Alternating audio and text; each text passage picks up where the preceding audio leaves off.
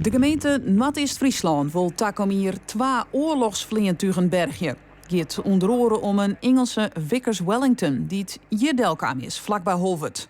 Op het plak dat no de zeediek is. En die is delsketten in de nacht en die is eigenlijk zo vanuit de zee achter de oude zeediek delkom.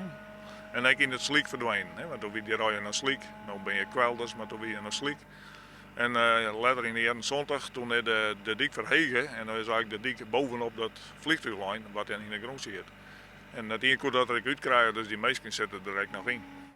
Het gaat in totaal om 5 vermiste bemanningsleden. Omdat er de komende tijd werken worden zal om diekversterking, is nou het ideale moment om de berging van de Wellington op te pakken.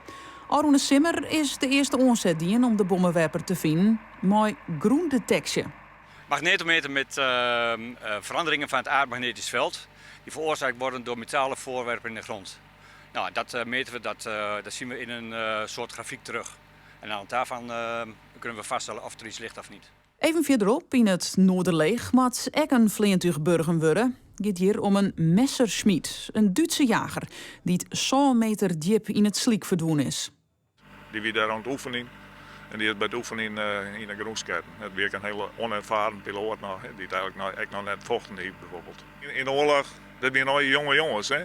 Dat kan wel een Duitser wijzen of een Engelse, maar het zijn nog jongens en hier heb ik een huid met hem, dus ja, zak je er ook nog zien. De bergingen vallen onder het Nationaal Bergingsprogramma, als de Lancaster in de IJsselmar. De gemeente van Noord-East-Friesland die moet nog akkoord gaan met de plannen.